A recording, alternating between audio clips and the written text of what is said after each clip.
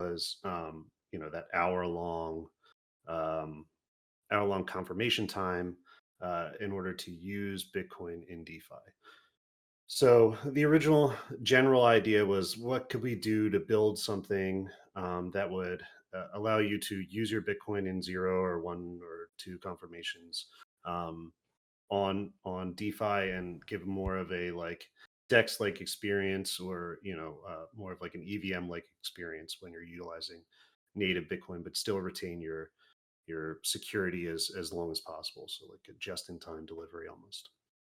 Um, so that started off with building out this lending protocol, which essentially uses the REN transactions, or like a gateway transaction on the Bitcoin network, as a collateral for a loan that you could take on an EVM chain and utilize that in some way, shape, or form. So there's two ways to do that. One would be just immediately releasing the funds and allowing the user to do whatever they want. And this could be done up safely up to a certain threshold of dollar amount. And the other way would be to lend the funds and keep it into an escrow account, whatever the output of that is, and then release it once the 6 confirmations hit. So we are building both ways to do things. And the first thing that we'd be releasing is the releasing up to a certain dollar threshold immediately.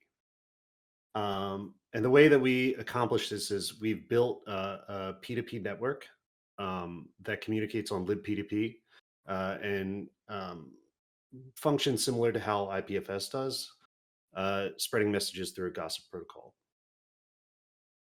So those messages contain meta transactions, which then are executed on chain by keepers, and can either, like I said, release the funds immediately if it is below this dollar threshold, or it can keep it in an escrow account. And the first proof of concept that we've released is Zero Bridge, which doesn't have the lending component built in, but it does have the keeper network performing transactions for you, allowing for you to bridge funds and directly swap them into ETH, or just have to do the bridge just by sending your funds directly to gateway address and not having to perform those release actions that you may be familiar with if you utilize something like RenBridge. So that's the long-winded description of what zeroDAO is doing right now and where we're at, and kind of something that we're working towards in the future. John, Flex, do you have anything to add to that? It was a good description. I think that the chief innovation that we put together is kind of this peer-to-peer network where we can actually do like a decentralized form of messaging for cross-chain. I think cross-chain, when you're dealing with cross-chain applications, you really have to come up with some messaging protocol. And what we've built is a fully peer-to-peer stack. So you can run it entirely in the browser. When you load bridge.zerodao.com, it'll load our peer-to-peer stack like right in the runtime of your browser window, and it'll connect to the network just in a fully decentralized manner. So I think this is kind of a new way to design front-end applications in JavaScript. And this peer-to-peer stack is also part of our open source framework. Our GitHub is open source. We have a new mono repo we put together, which has the zeroDAO P2P library, which anybody can use to build peer-to-peer applications entirely in the browser.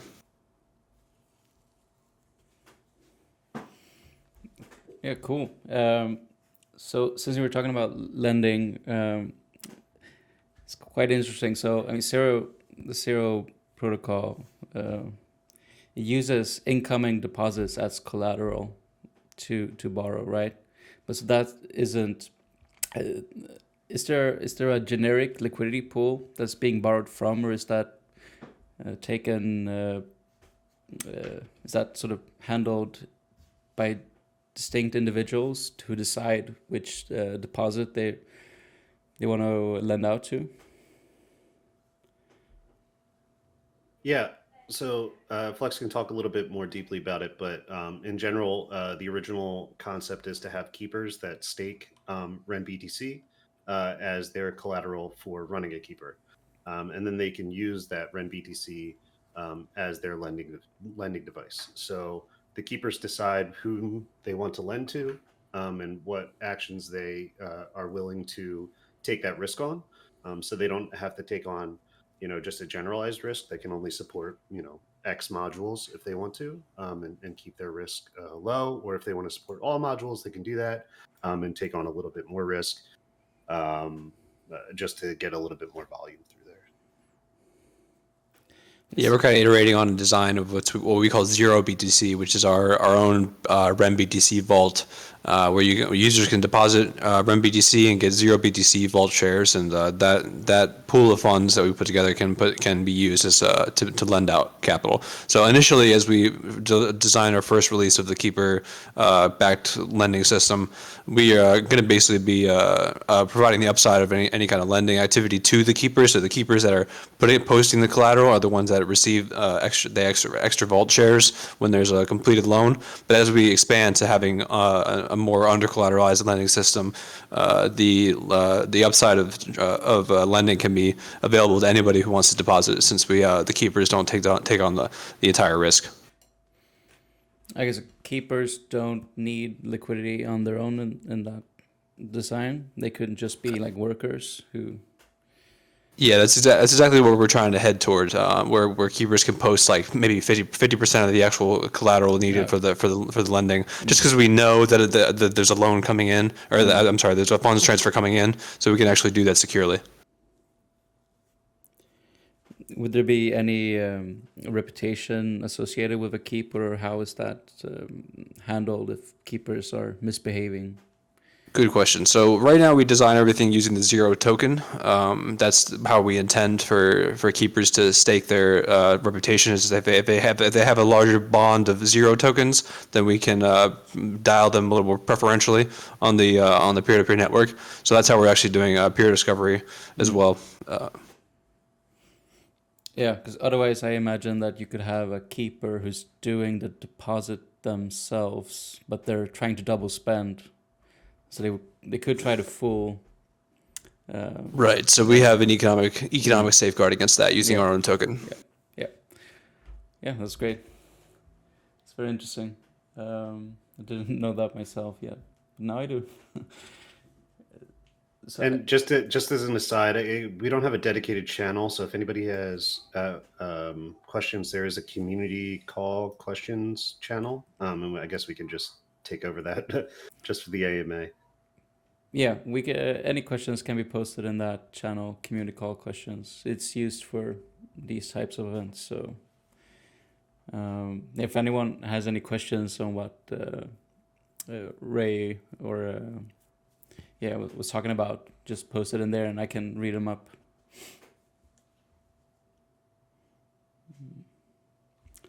But all right, I can take one of the questions we have gathered beforehand. So we got, what does zeroDAO do that's different from RemBridge? We touched upon that already, but so the current iteration of ZeroBridge, in its current form, it kind of does a few things differently than RemBridge. First of all, when you go to sign an actual transaction to, or not sign, but when you make a deposit of Bitcoin to be bridged to an EVM chain, the user doesn't have to keep his browser window open or send another transaction. But after he's made his Bitcoin deposit, you can actually just close the window. The Keeper network in the background has already picked up your cross-chain message, and it's watching that gateway address the entire time for a Bitcoin deposit, and then it'll actually send the transaction for you to complete the bridge. So this makes it possible to do things like bridging Bitcoin directly to ETH, which is very useful, I think, just for funding a fresh address in DeFi. Since on RemBridge you have to have Ether already funded in a wallet to be able to claim a Bitcoin deposit as RemBTC. But with ours, you can actually just convert Bitcoin directly to Ether, and it's done in a very reliable way where if there's an issue or anything like that, it doesn't matter. The Keeper network has already picked up your deposit and it's watching, and it'll send the transaction when it's done. But yeah, we also support other assets to be able to bridge to. You can bridge to USDC. You can bridge to WBTC. We have pretty efficient swapping that takes place in the background when on the contract level when a trade actually comes through. And you can also go both ways. So you can actually release USDC or release ETH or release WBTC directly back to Bitcoin. It all uses the same framework. When someone broadcasts a release message or what we call a burn request, it'll be picked up by the keepers and executed as a meta transaction.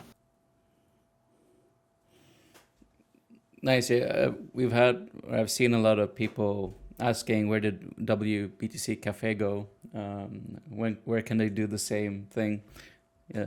So You could do it right at Zero Bridge. yeah, Zero Bridge, perfect for that. Yep, Have to market that to people so they know. for sure. Yeah. But so that's pretty. I mean, that's a feature that would be nice on Rembridge, but now that you guys have it on Zero Bridge, basically people can go to you guys and do that. They don't have to use Rembridge anymore. Absolutely. Yeah. Yeah, that's great. Gas as a service. We talked about that a few years ago, wanting to have that feature, and Zero Bridge has that feature. So that's great.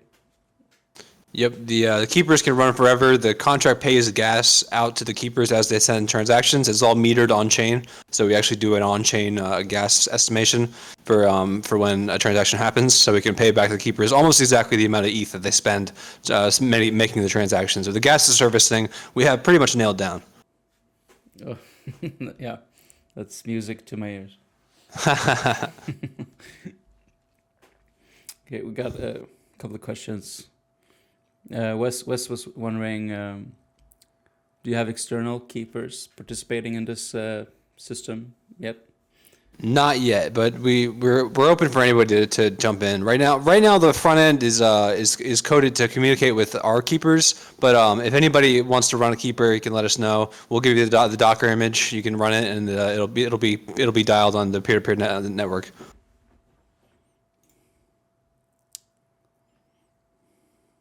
But we have a pretty nice Docker orchestration file. It'll run the entire keeper process. The keeper process is actually 4 sub processes, which it all runs out of the mono repo. And when you run it, it'll bootstrap onto the peer-to-peer network, and it'll also run a Redis instance for persistence. Yeah, we've been spending a lot of time in the past month or so rebuilding the repository to make it easy for external users to participate. So still finalizing documentation and any support documents that are necessary. But as it exists now, the repo is pretty set up for external users to come in and, like Flex said, participate pretty easily within the network. We would just probably as it's kind of in the alpha stages of having the network be expanded, just kind of go through Discord and the team first, so we can monitor and know what's going on to make sure that everything's working as intended. And what are the incentives for people to run keepers? You get paid a little bit of ether above what you spend in gas, so there's like an overpayment of the ether when a keeper makes a transaction. I think the fee right now is like 0.001 ETH per transaction. It's a static fee, but that can be adjusted over time. Yep, and once we have the network in a place where we're ready to really expand the keeper network, there will be additional fees to swaps happening that will incentivize keepers to run. So that would be There'll be a lot more mostly- upside once the Yeah. lending system is working. Yeah, the lending system is where that's going to come in.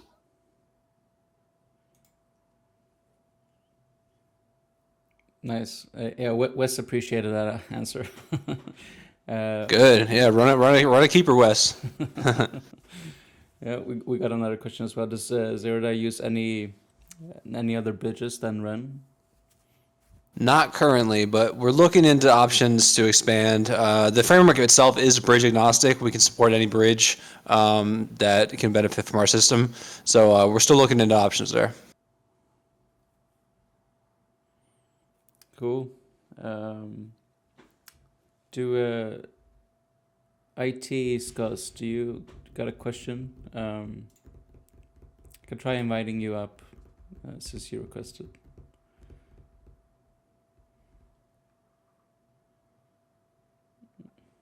Otherwise, we got some questions prepared. How does zeroDAO do the cross-chain communication? It's all done purely decentralized using our peer-to-peer stack. So we basically a keeper process will run and monitor every respective chain. It'll monitor Ethereum. It'll monitor Bitcoin. It'll monitor MVM. And but any communication that happens with any chain happens through that keeper that you dial in the front end. So the front end itself doesn't really connect to anything. It pulls some data from Ethereum. But any kind of interaction with any other chain is done through just that connection to the keeper, and that's all peer to peer.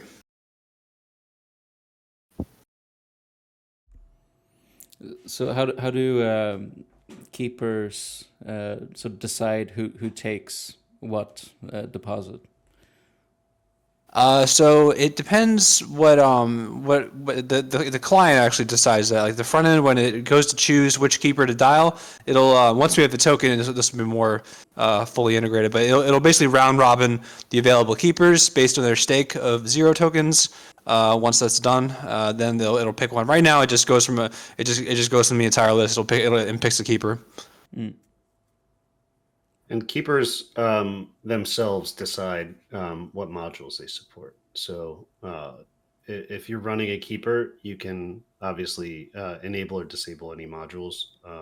Right now, there's really only one.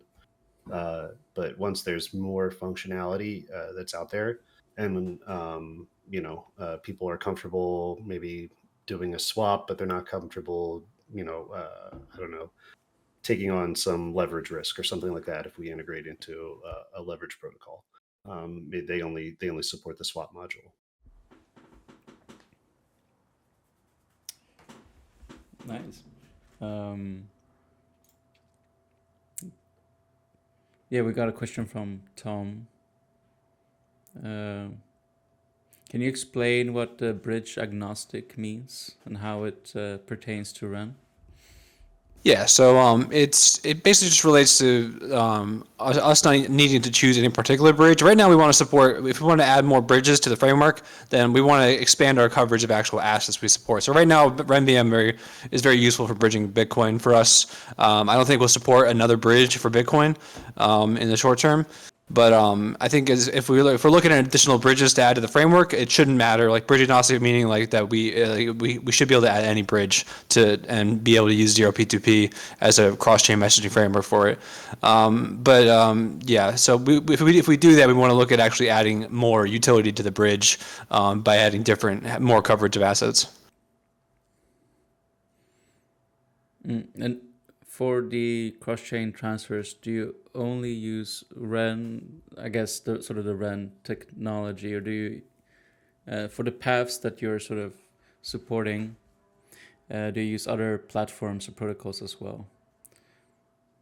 Currently, it's just done through Ren, but for actually doing the swap, like we use Curve and we use Uniswap, we use Trader Joe. And I think a few others for actually the different indexes we integrate with to actually as a path. Okay, so you integrate directly with the dexes. You don't use like an aggregator, like 1inch or something. Currently, we don't. We're looking into to expanding to do that. But right now, we have very efficient swaps for the assets we support. But if we want to add support for like an arbitrary asset destination as the target of a trade, then we'll definitely be looking at integrating the 1inch.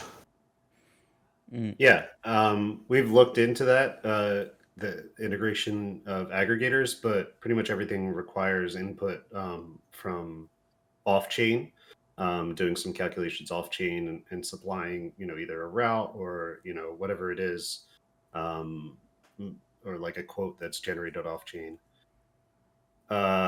So that's not something we really want to do. So we are kind of some alpha. We're in contact with some other people about doing that on chain, and how we can get that done. And that's kind of going to be the point of focus in what we do to support those, cross-chain things. Another thing that potentially would be something that we would be excited about integration with is doing our integration on top of Catalog, which I'm sure everybody else is familiar with in this chat. where they would be handling more of that efficient routing, but we build on top of them. So you don't need to bridge your Bitcoin onto catalog. You can keep it native and then do it the same way as transacting on the DEX. This sounds super interesting. How would you calculate that on chain? Isn't that sort of resource or like heavy gas costs, or how does that work? There are some protocols that are looking into that. That would be something we offload to somebody else. It's not something, Yeah. aggregation and we can build out efficient swap paths as long as it's, pretty high liquidity resources that really aren't moving around. But like for an aggregator to find the best swap for Shiba Inu to Doge or something like that, it's not maybe something that we're getting in the business of doing. Yeah.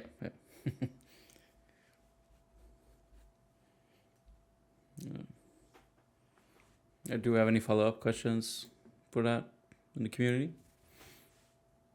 I'm monitoring the call question channel. So if anyone has any questions, just... And to kind of expand on that too, the point of focus that we've had for the past, year or so that we've been doing this has been, Bitcoin to Ethereum or Bitcoin to EVM. So we aren't looking at host-to-host transfers right now, as there are other bridges that are doing that. So we don't view it as a differentiator. We view what we can provide as like Bitcoin to EVM or Zcash to EVM as a differentiator because nobody else is doing it well. And we think that we can really step outside of the box there. Rather than just being another bridge of EVM to EVM. You could just go to Hop or whatever you want, Stargate or whatever it is. But when we enable host to host for or a burn and mint for REM BTC, is that something that you're thinking about supporting? Yeah, absolutely. As long as there's liquidity on other chains, we think that REN BTC is like a routing asset would be awesome. It's something that John and I and Flex and I have all discussed a lot, and how we can use REN BTC as kind of like a routing asset and having that be, getting to the native tokens on chains, because we all think that bridge tokens are kind of like a big security risk and kind of an existential risk within DeFi in general. So getting using REN BTC or using host to host and having modules that will swap into native tokens on those destination chains is probably something that we'd be focusing on as soon as that's ready. Yeah, that's awesome because REN BTC is our most liquid asset. It's at least medium liquid on most chains, so it can route fairly large transactions. That would be cool to see. Yeah. And it allows for you to not kind of like fractionalize that liquidity, right? Like if we were focusing on building liquidity for all REN assets on all REN chains, then that might be difficult. But if we have a bridge that kind of goes, okay, I'm going to swap into REN BTC, move that over, and then use REN BTC to get elsewhere, then that really allows it to be a nice routing asset that is also not like a random coin. It's not like we're using REN, which is extremely volatile. It's using Bitcoin as a routing asset, which is very attractive. Yeah, well, that idea is very promising. It would simplify a lot of things when it comes to liquidity. The focus can be on less assets rather than more. Is there any way that sort of the protocol, like Zero protocol, could make sure, like incentivize, or would a volume going through Zero Bridge be sort of incentivizing liquidity to stick around in those pools, do you think? Or how much external help is necessary?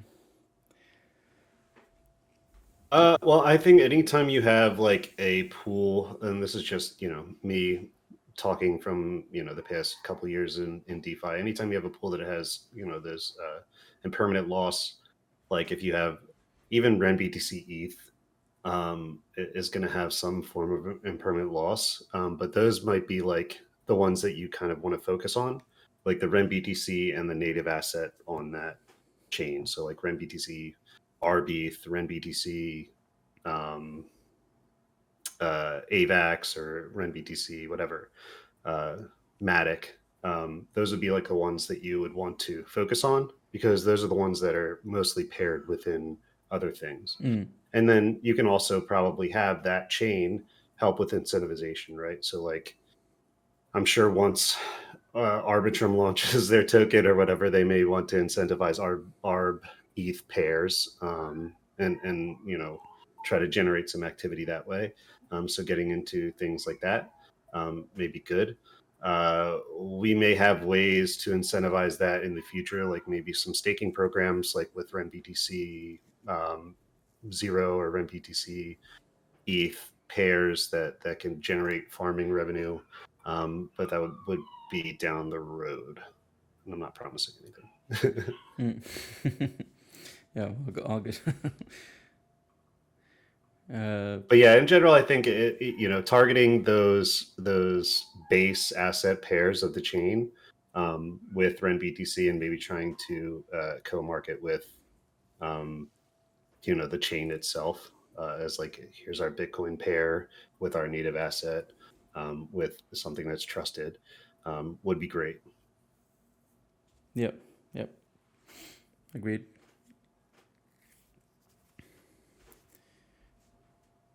We got a follow-up question from TG about the asset. Like, are there any other specific assets you're looking to add which RenBridge or Ren doesn't support?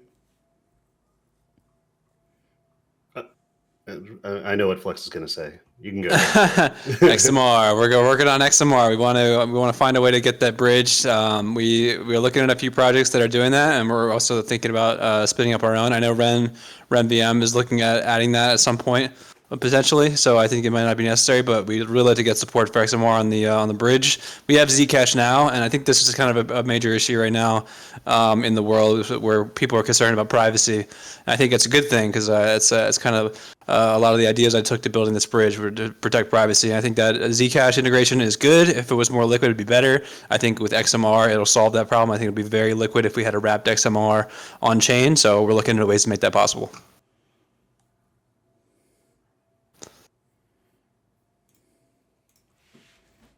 Cool. And another question from Tom is if volatility is a problem when it comes to routing assets, does it make sense to focus on stable assets, I guess like stable coins in the future? Yeah, that's kind of how we've done it now. I know that there's a Ren USDC for which would be nice if it was more liquid, if we could use that as a routing like a point in the pathway we're using. But it really, the liquidity isn't there right now. So I think for now, Ren BTC as a middle ground, as we bridge between different chains, once Ren BTC is enabled and host to host, I think is our best option. But for the endpoints of a trade, we already do support many stable coins. You can burn USDC to Bitcoin. You can bridge Bitcoin to USDC. We like those features. Yeah, and the routing asset volatility is just the volatility of the pair, right? So like, I'm not talking about the volatility of Bitcoin and pricing. I'm talking about the volatility of the ratio of Bitcoin to ETH, which you still have the same issues with the ratio of, if not even worse, with USDC to or whatever to ETH. That's going to be, that USD ETH is going to be much more volatile because it has a less correlated pricing with ETH or versus ETH BTC. So actually, I would prefer to have a routing pair of ETH BTC than USD ETH, if that makes sense. I kind of talked myself in circles there. No, I think people got it. It's a pool volatility that's. Yeah, exactly. It's the pool volatility, not the single asset volatility, that really matters.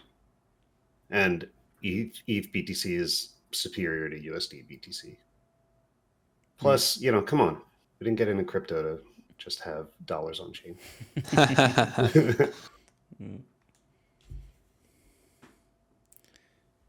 And I can move on to another question. How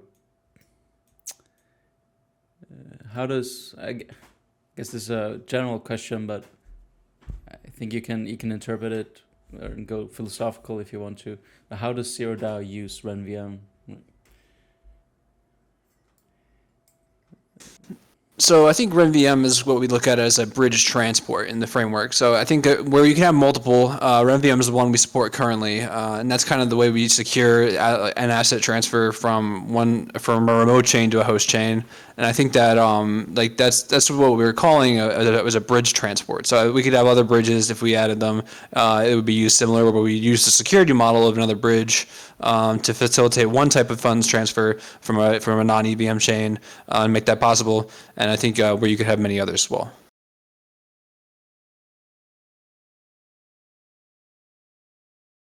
So in more specific terms, like for zeroDAO to interact with RenVM, we actually, the user will create a deposit message the same way he would in RenBridge, and that would be broadcast to the RenVM network, and then the keepers would actually be the ones to monitor for that signature, having received that cross-chain message and computing the same gateway address and computing the same RenVM transaction hash.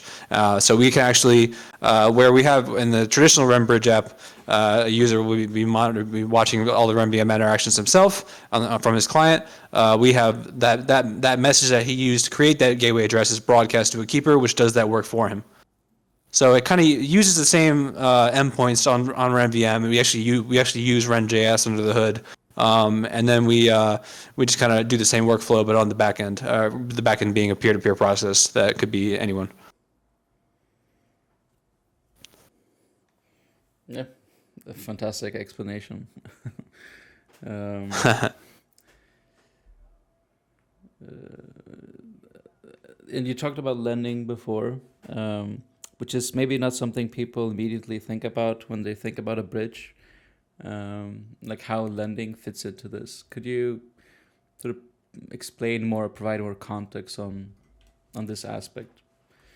I think the easiest way to put it is that we're lending assets out before they're done being bridged. I mean, because we know that a bridge is in progress, we're able to just lend those assets out ahead of time before we actually finish that bridge. So the bridge in RenVM would take about 6 confirmations. For Zcash, it can be over 50-something confirmations, and so we want to just make sure if we see the deposit having been made and we have some sufficient barrier to a reorg attack on the network, then we can actually lend those assets out ahead of time. So we just kind of offload that confirmation time and risk onto a keeper that wants to accept it and can execute and just supplies that RenBTC for you, or RenZcash or whatever it may be. So this applies to any chain that where there's a wait period.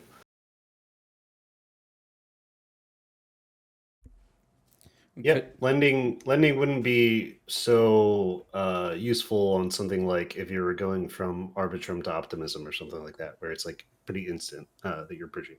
But like when you get to Bitcoin, where you want to say you're holding Bitcoin on your ledger on native Bitcoin chain, and you have a MakerDAO vault open, we could potentially build a module that would allow you to top up your MakerDAO vault in one confirmation on ETH or on Bitcoin, rather than having to wait an hour and a half to bridge over and then actually doing it manually, which then could potentially lead to like a liquidation or something like that. So it allows you to keep that security of the Bitcoin chain just in time to actually do actions on that destination chain. Could this these assets that are lent out, could they be used for other purposes that aren't directly related to a deposit or something like that? To perform anything off of the loan, we'd need to have a module that was written and approved and added. So it's kind of like you can take a list of actions once modules are built for them. The alternative is what we had kind of mentioned before, is this fast bridging, like a 1 confirmation or 2 confirmation bridge, which is possible and doesn't is economically secure up to a certain dollar amount. So we have like a global lending dollar amount that we track, or a Bitcoin amount rather, that we track, and we have a cap on the fast bridges up to a certain amount of Bitcoin that's being transferred. So people can do that, and we would just release the RenBTC or whatever asset they want after 1 confirmation. So the keepers take on that risk of, from 5 to 6, or from 2 to 6 confirmations that somebody would try to reorg the chain or something like that. But if the global amount is, say, under $5 million that's being bridged within that hour, then you don't. It's not economically viable to attack that way. I mean, how much does it cost to double spend on Bitcoin these days? It has to be fairly. Well over a million. Well over a Yeah. million after 1 confirmation. So I think the last time we checked it, what is it now? Mitch, I think you might have checked this in the last month or so. It was somewhere over like the $5 million mark, I think, Yeah. after 1 confirmation. That this is, very loosely. Don't fact check me because it's probably wrong, but It's somewhere up. It's up there though. It's up there. So I think the lending that we're doing is generally much smaller in volume for over the confirmation period. It's like that we're dealing with. So it's usually not a terrible. It's usually a pretty decent barrier to attack for the purpose of what we're doing. So what's the biggest loan that you've done so far? Again, we don't have the lending system up yet, but for trading in general, we've had I think 200,000 USD value trades come through. Actually, 4 USDC in that case. We've had a fair amount that were in the 100,000 to 200,000 range in USD value for a trade, and a lot of the time that's either in WBTC or MBTC or USDC. Nice. We gotta pump those numbers up. Yes, we do. Let's get bridging. Yeah. So I'll do my last question, and then we'll have an open floor. And I can see we have some hands up. So the last question is like, what's the future for zeroDAO? Are you gonna integrate more networks, add any other products, token launch, etc.?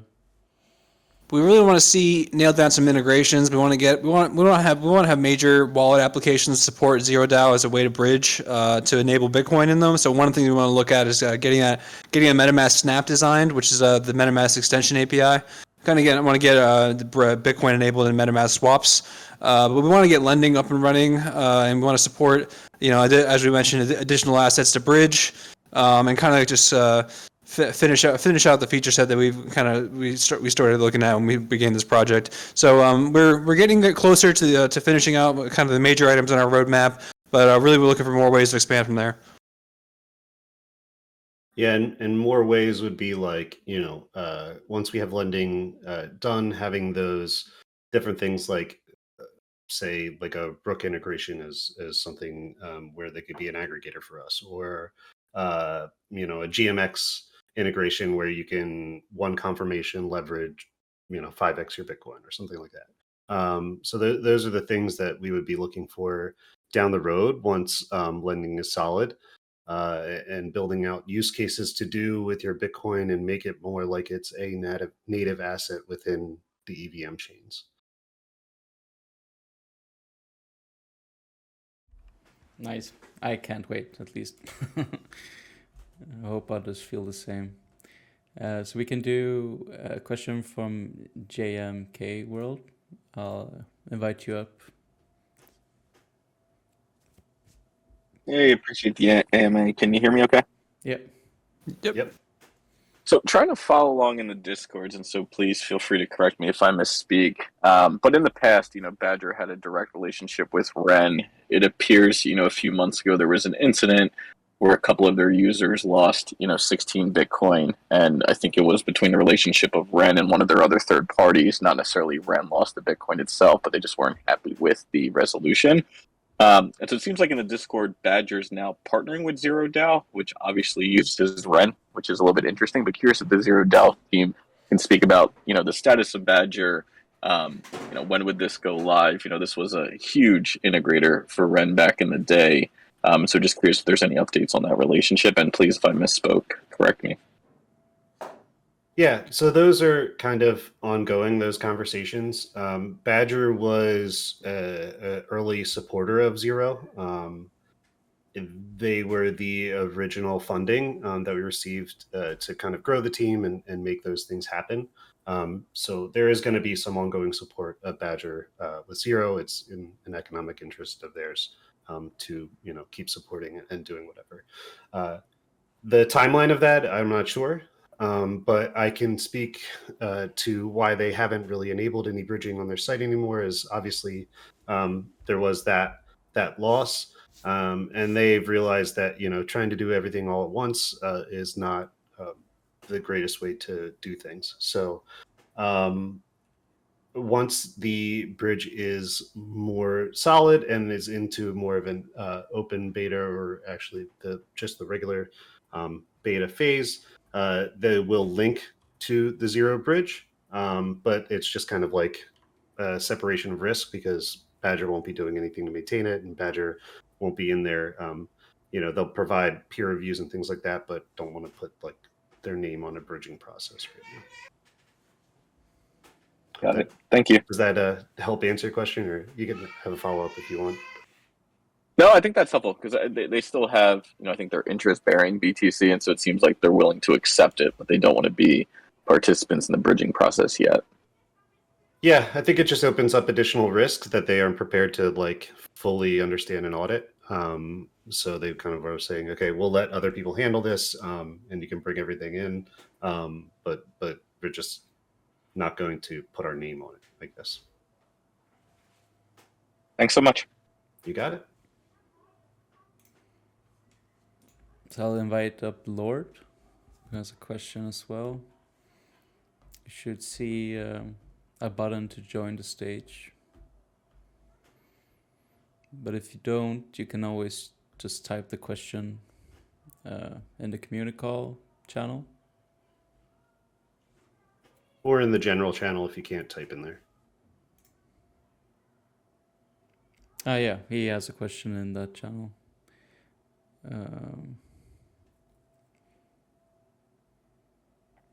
Let's see, he's typing right now, so... Oh, I did. Is it that same liquidity support from Ren? Well, yeah, that could be the question. So we could do that one in the meantime. Will zeroDAO get liquidity support from Ren or other projects? I guess that's up to Ren to answer. But like in terms of like liquidity support for assets that we're trying to bridge or swap, we usually are just using whatever DEX is available, and that's kind of the power of what we're doing, is that we're not kind of building products for people to use. We're building as like a superset over top of all of these different things within DeFi. So we don't need to source liquidity for Ren BTC to ETH or Ren BTC to USDC because it already exists within Curve and Uniswap and all of these other things. Obviously, token support is going to be something that we have to do, and that will be, in general through different ways of, how tokenomics work out and building economic incentives for people to hold or use the token in different ways. But that's something that we'll be talking to in the future once the Zero token is being prepared for launch. And yeah, from the Ren side, I mean, everyone in the Ren ecosystem wants more liquidity for Ren assets. So, I mean, we're doing what we can from our side. The DAO can also consider sort of structuring what the best strategy is for bootstrapping liquidity and which assets should be focused on. And also just generally we're in a bear market and there's sort of less liquidity overall in all protocols, not just because prices have gone down, but people have been sort of taking out assets from pools. So it's a sort of widespread situation for everyone, how to sort of most sustainably incentivize liquidity. So I mean, this is an ongoing thing to solve for everyone in this space. Yeah, and personally, I'm pretty excited for catalog and the things that it's promising or exciting, especially with like how this boundless liquidity and like how it can be sourced around all the different chains that Ren integrates. So hopefully that works out. I haven't gotten my beta access yet to catalog to play around with it, but Oh, we can fix patiently that. waiting. Yeah, we haven't talked, at least from the Ren side, we haven't talked about boundless liquidity that much, but in a nutshell, to sort of utilize to be able to utilize as much liquidity as possible, it's better to sort of utilize the liquidity that is out there in pools and not compete and try to vampire attack them. So catalog doesn't have to bootstrap tons of liquidity sort of on the catalog protocol. It can bootstrap some pools, but then it can use pools that is already out there on different chains, and because it uses Ren as a bridge, it can sufficiently, or it can easily take assets on other chains and bridge them. So if you're doing a swap, you could have your swap done in sort of 2 steps, one on one chain and then one on the other to get the best rate. So there's less slippage for your trade. This will sort of be more described and presented in the future. It's still in the works, but it's almost complete, I believe. It's hopefully something that will sort of solve at least a big part of the liquidity problem, that we can just leverage liquidity that is already out there, that's incentivized by other protocols. We don't have to do that ourselves. We can just directly use it and just combine and do the best path. And this is something that the Zero protocol could use as well, I believe. So it helps everyone here. Yeah, that's all I can say about it, that for now at least. Catalog developers could probably provide more details, but we don't have them in here at the moment.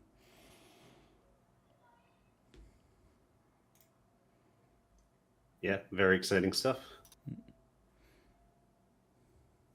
It's Kaz.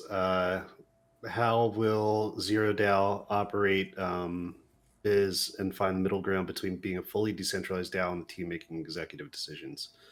It's a good question. It's something that most DAOs have an issue with, and how it's evolved. And I can speak to just my experience within Badger is that people have moved to this more of like a delegation and kind of council decision making that will allow for people who are more interested in providing feedback to the DAO to be more of the people that lead things, and then really only leaving like big discussions to, or big community votes to things that would like fundamentally change the DAO. So within, like, if you look at like Badger, for example, they have like a treasury council, which goes ahead and makes any decisions to invest and do things with the treasury. And then they have a general council, which does like smaller decisions of like, okay, are we going to have emissions to X, Y, and Z? And is that okay? And then get some budget to do that for incentivization. But then like you have big decisions for the DAO. Those will go more to like a typical governance framework. So ideally, I guess, and that's kind of worked out pretty well. That would be what I would be pushing for, because I feel like smaller groups of people who have differing opinions will go ahead and make good decisions, especially if they're economically incentivized by holding the tokens. And then we like we've had probably 120 bips at Badger, so everybody's burnout from making all of those decisions all the time, and there's the governance participation is too low. So you really want to save those big voting events for things that matter. Hope that answers your question. If not, feel free to follow up in general. Yes, that covers it. He says. Yeah. Do we have other questions? Maybe around governance, for instance, since we're on that topic.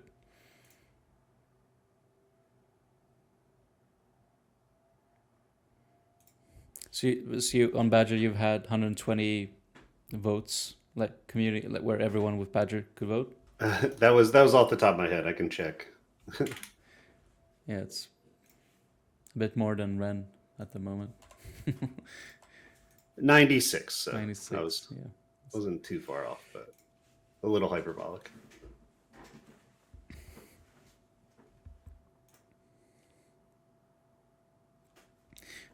That's to be determined. So the question was, will you have incentives for zeroDAO community members to participate in governance?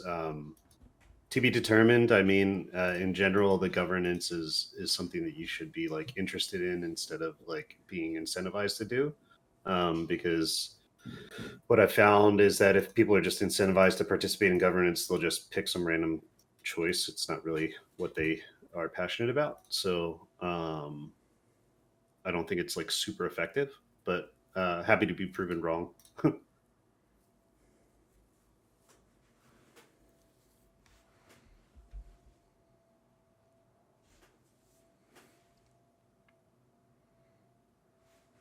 We got Allo typing. Yeah, okay. It was just. He's with us. Yeah. Thanks, Alo. Thanks for the support. All right, so I think we got like 2 minutes left. Do we have any final questions?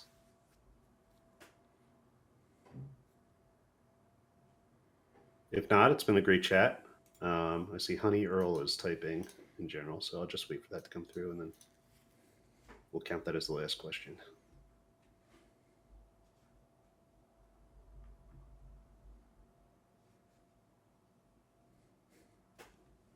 zeroDAO as a DAO doesn't. I know a number of us do privately. Like I operate dark nodes.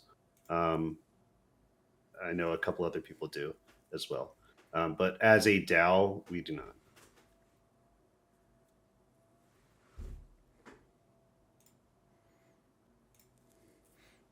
All right. I think we can close it up there. Thank you guys so much for being here and answering these questions. I learned a lot, honestly. Great. It was a while since I read up on Zero Protocol. You have any closing remarks? Like, should we follow you guys on Twitter and stuff like that? Join the Discord. Yeah. Follow us on Twitter and join the Discord. Absolutely. And try out the Zcash feature, guys. I think we're pretty excited about that. I think it's pretty exciting to see being able to fund shielded an ETH wallet from a shielded address. It's really fun. So give the app a try and definitely join the community. Awesome. Yep, exciting stuff. Thanks so much for having us. We're really excited to come out here and have a chat. And I think it went pretty well. Yeah, I'll have a recording uploaded later today, hopefully, if it all worked out. And thank you for all the listeners who came here and people who asked questions. Yeah, really appreciate it, guys. John, thank you, everyone. Say bye. All right. Thanks, guys. We'll talk to you guys later. Take care. Bye. Later. Bye-bye.